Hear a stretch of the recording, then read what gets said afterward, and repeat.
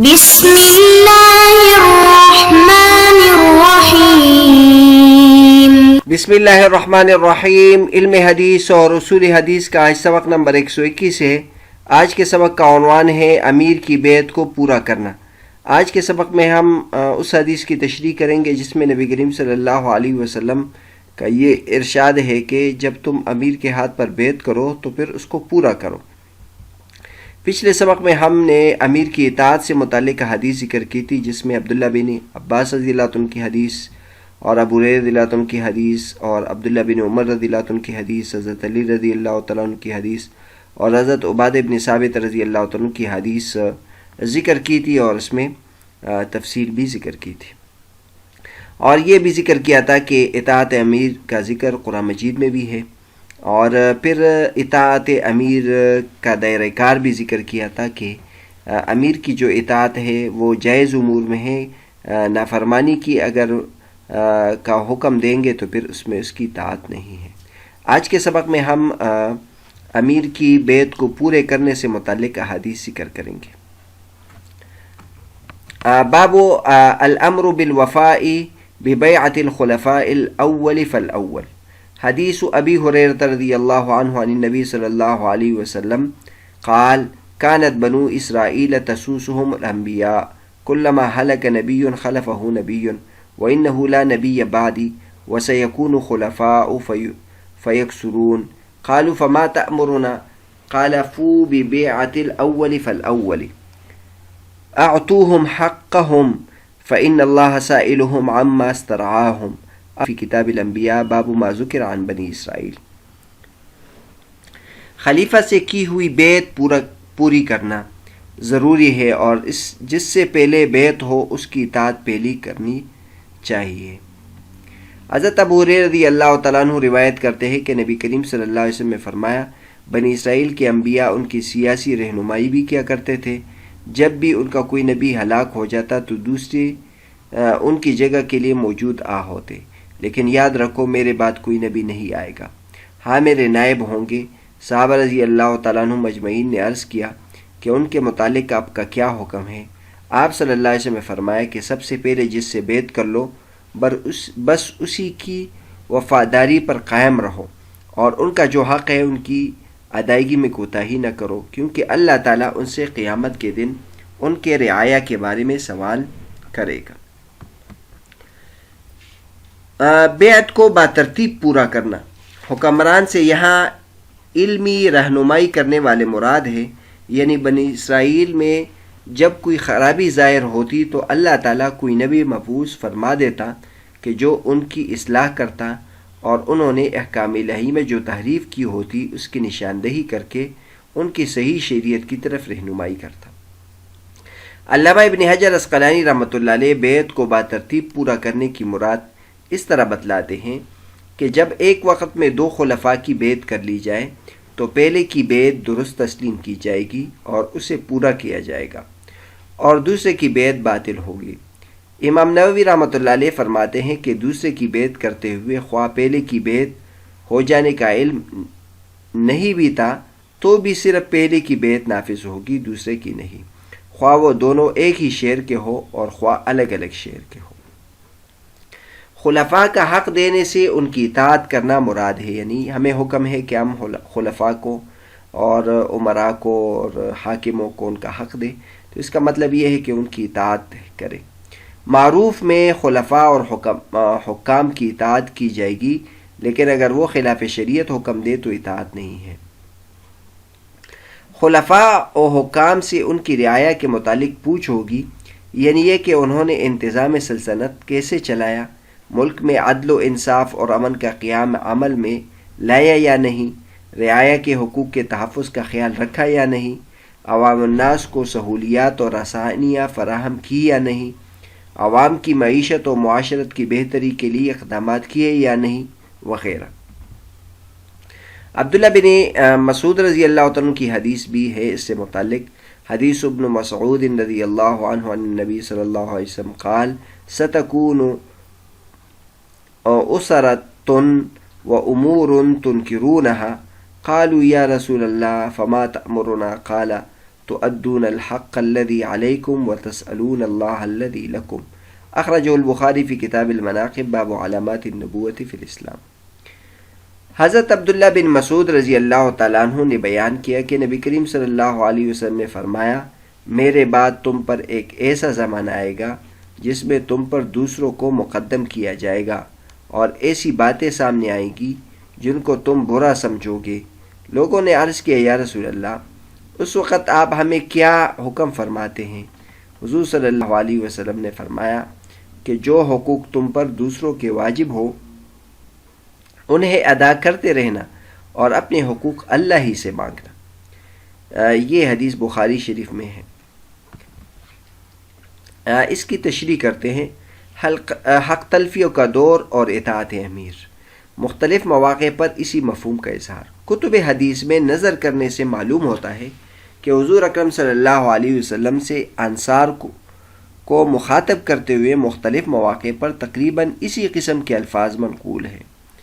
جیسے مثلا ایک حدیث ہے، حضور اکرم صلی اللہ علیہ وسلم نے بحرین کی کچھ قطعات اراضی انصار کو دینے کا ارادہ فرمایا. انصار کہنے لگے کہ ہم اس وقت تک یہ قطعات قبول نہیں کریں گے جب تک کہ ہمارے مہاجرین بھائیوں کو بھی قطعات نہ دیے جائیں. اس موقع پر حضور اکرم صلی اللہ علیہ وسلم نے ارشاد فرمایا، پس بے شک تم میں میرے بعد عنقریب حق تلفیہ دیکھو گے، پس صبر کرو حتیٰ کہ تم مجھ سے حوض کوثر پر ملو. اس طرح ایک اور حدیث ہے، حضور اکرم صلی اللہ علیہ وسلم نے حوازن کے مال غنیمت میں سے قریش کو انصار کی بنسبت کچھ زیادہ دیا. اس پر کچھ انصار نوجوانوں نے کچھ شکوے کا اظہار کیا. حضور اکرم صلی اللہ علیہ وسلم کو علم ہوا تو آپ صلی اللہ علیہ وسلم نے انصار کو جمع کر کے فرمایا، کیا تمہیں یہ پسند نہیں ہے کہ لوگ مال لے جائیں گے اور تم اپنے ساتھ اللہ کے رسول کو لے جاؤ؟ اس پر انصار نے خوشی اور مسرت کا اظہار فرمایا. اب آپ صلی اللہ علیہ وسلم نے فرمایا، بے شک تم میرے بعد عنقریب سخت حق تلفیہ دیکھو گے، پس صبر کرو حتیٰ کہ تم حوض کوثر پر اللہ اور اس کے رسول سے ملو. ایک اور حدیث ہے، ایک انصاری صحابی نے عہدے کی خواہش ظاہر کی. اس کے جواب میں آپ صلی اللہ علیہ وسلم نے ارشاد فرمایا، عنقریب میرے بعد تم حق تلفیوں سے ملو گے، بس صبر کرو یہاں تک کہ تم مجھ سے حوض کوثر پر ملو. مذکورہ بالا تینوں مقامات پر حضور اکرم صلی اللہ علیہ وسلم نے انصار کو حق تلفیوں پر صبر کی تلقین فرمائی اور اس کے ساتھ ساتھ اشارتاً حوض کوثر پر اپنی ملاقات کی بشارت بھی دی.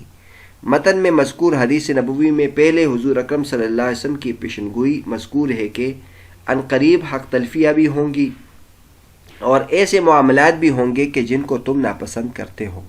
اس کے بعد صحابہ کرام کے استفسار پر کہ ہمارے لیے اس موقع پر کیا حکم ہے، حضور صلی اللہ علیہ وسلم نے ارشاد فرمایا، تم وہ حق ادا کرو کہ جو تمہارے ذمے ہے اور جو تمہارے لیے ہے اس کے لیے تو تم اللہ سے سوال کرو. آگے اجتماعی مفہوم، یعنی مذکورہ بالا تمام حدیثوں سے جو حاصل نکلتا ہے تو اس کو ذکر کرتے ہیں. اب اگر ہم ان تمام احادیث مبارکوں کو مد نظر رکھ کر اجتماعی مفہوم اخذ کریں تو وہ یہ بنتا ہے کہ اے انصار، میرے بعد تمہیں کئی قسم کی حق تلفیوں اور ناپسندیدہ امور کا سامنا کرنا پڑے گا. ایسے میں تم صبر کی راہ اختیار کرنا اور اپنے فرائض سے کوتاہی بہرحال پھر بھی نہ کرنا، بلکہ جو حقوق تمہارے ذمے ہوں گے انہیں ادا کرتے جانا، اور جو تمہارے حقوق تلف کیے جائیں گے ان کا معاملہ اللہ رب العزت کے سپورٹ کر دینا، اور اللہ سے بہتری کی امید رکھتے ہوئے اپنا دست دعا صرف بارگاہ الہی میں ہی دراز کرنا. اطاعت امیر. متن میں مذکور حدیث نبوی سے یہ بھی معلوم ہو رہا ہے کہ حضور اکرم صلی اللہ علیہ وسلم انصار کو امراء کی بہر صورت اطاعت کی تلقین فرما رہے ہیں، خواہ امراء حق تلفیوں کے ہی مرتکب کیوں نہ ہو رہے ہوں. اس سے واضح ہوتا ہے کہ اسلامی ریاست کا امیر اگر عدل کے تقاضوں کو فراموش بھی کر دے تب بھی رعایا کے لیے یہی مناسب ہے کہ وہ صبر سے کام لیتے ہوئے اپنی ذمہ داریوں سے بہرحال سبکدوش ہوتا رہے. حضرت جنادہ بن ابو امیہ روایت کرتے ہیں کہ ہم حضرت عبادہ بن صامت کی بیماری میں عیادت کرنے گئے اور آپ رضی اللہ تعالیٰ عنہ سے کوئی حدیث سنانے کی فرمائش کی. حضرت عبادہ نے جواب دیا، میں حضور اکرم صلی اللہ علیہ وسلم کے ہاتھ پر اپنے بیت کا احوال ذکر کرتا ہوں اور بتلایا کہ حضور اکرم صلی اللہ علیہ وسلم نے ہم سے جن چیزوں کی بیعت لی ان میں یہ بھی تھے کہ ہم امیر کا حکم سننے اور اطاعت کرنے کی بیعت کرتے ہیں، خواہ وہ حکم ہمیں پسند ہو یا ناپسند ہو، اور ہم تنگ دستی میں ہو یا خوشحالی میں، اور خواہ اس میں ہماری حق تلفی ہو یا اور وہ یہ کہ ہم کسی معاملے میں اس کے ذمہ دار یعنی حکومت عہدیدار سے جھگڑا نہ کریں، البتہ اگر ہم واضح کفر دیکھیں کہ جس کے متعلق ہمارے پاس اللہ کی طرف سے کوئی دلیل موجود ہو تو ہمارے لیے امیر کی اطاعت لازم نہ ہوگی۔ اسی طرح حضور اکرم صلی اللہ علیہ وسلم کا ارشاد ہے، تم پر تنگی میں اور آسانی میں اور پسند میں اور ناپسند میں اور اپنی حق تلفیوں میں بھی امیر کا حکم سننا اور اطاعت کرنا لازم ہے۔ اب یہاں یہ سوال پیدا ہوتا ہے کہ امیر کی اطاعت کی اتنی تاکید کیوں کی ہے؟ بظاہر یہ چیز اچنبھا محسوس ہوتی ہے کہ بندہ حق تلفیوں تک میں امیر کی اطاعت کرے، لیکن حضور اکرم صلی اللہ علیہ وسلم نے اس کی تاکید فرمائی۔ اس کی وجہ یہ ہے کہ ریاستی نظم کے لیے اطاعت امیر نہایت ناگزیر اور ضروری ہے۔ اگر رعایا امیر کی اطاعت سے منہ موڑے تو ریاستی نظم صحیح طور پر نہیں چل سکتا۔ اگر رعایا سے یوں کہا جائے کہ حق تلفی کی صورت میں تم پر اطاعت لازم نہیں تو اس سے ہر کوئی اپنے لیے راستہ نکالنا شروع کر دے گا۔ ہر فرد ہر معاملے میں کسی نہ کسی طرح اپنی حق تلفی ثابت کر کے اطاعت سے گریز کی کوشش کر دے گا اور ریاستی نظم درہم برہم ہو جائے گا۔ اس لیے حدیث نبوی میں اطاعت امیر کی اس قدر تلقین کی گئی ہے۔ مزید ارشادات کو اگر ہم دیکھ لیں، حضور صلی اللہ علیہ وسلم فرماتے ہیں، جس نے امیر کی اطاعت کی اس نے میری اطاعت کی، اور جس نے میری امیر کی نافرمانی کی اس نے میری فرمانی کی۔ اسی طرح ایک اور حدیث ہے، حضور صلی اللہ علیہ وسلم فرماتے ہیں، سنو اور اطاعت کرو، اور اگرچہ تم پر ایک سوکھے انگور جتنے سر والا حبشی عامل بنایا گیا ہو۔ اسی طرح ایک اور حدیث ہے، اے لوگو اللہ سے ڈرو، اور اگرچہ تم پر ایک ناک کان کٹا حبشی غلام امیر بنایا جائے تم اس کی بھی سنو اور اطاعت کرو جب تک کہ وہ تمہارے لیے کتاب اللہ کو قائم رکھے۔ اب یہاں یہ سوال پیدا ہوتا ہے کہ کیا امراء کو کھلی چھٹی ہے؟ تو اس کے بارے میں کہتے ہیں کہ اطاعت امیر کی اس قدر تلقین اور حتیٰ کہ حق تلفیوں پر بھی اطاعت امیر کی تلقین سے یہ خیال نہ کیا جائے کہ شریعت اسلامیہ میں امراء کو کھلی چھٹی دے دی گئی ہے۔ شریعت اسلامیہ میں نہایت متوازن شریعت ہے۔ شریعت اسلامیہ میں ایک طرف تو رعایا کو اطاعت امیر کی بہت زیادہ تلقین کی گئی ہے اور دوسری طرف امراء کے لیے بھی تنبیہات موجود ہیں۔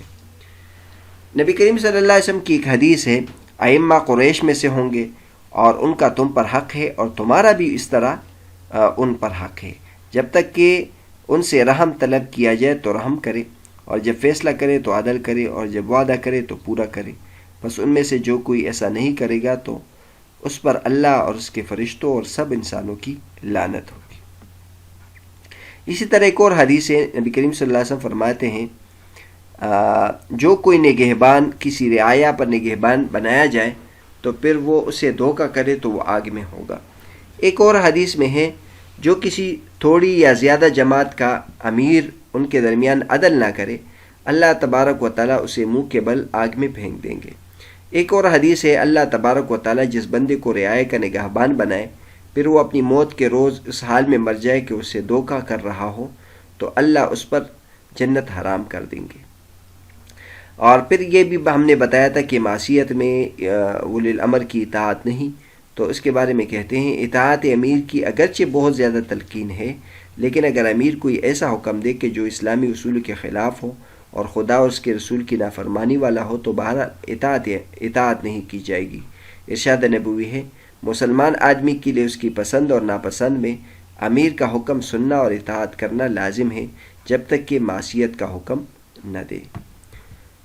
تو بہرحال آج کے سبق میں ہم نے امیر کی اطاعت پورا کرنے سے متعلق حدیث ذکر کی، ابو ہریرہ رضی اللہ عنہ کی حدیث ذکر کی، عبداللہ بن مسعود رضی اللہ عنہ کی حدیث ذکر کی، اور پھر اس میں یہ ذکر کیا تھا کہ حق تلفیوں کے دور میں امیر کی اطاعت کے بارے میں حکم کیا ہے اور اطاعت امیر کی تاکید کیوں کی گئی ہے، اور پھر یہ بھی ذکر کیا گیا کہ لوگوں کو تو حکم ہے کہ امیر کی اطاعت کرو، لیکن کیا امراء کو کھلی چھٹی ہے، اور پھر اس کی تشریح کی کہ معصیت میں اطاعت نہیں۔ اگلے سبق میں ہم حکام کے ظلم پر صبر کرنے سے متعلق احادیث ذکر کریں گے انشاءاللہ.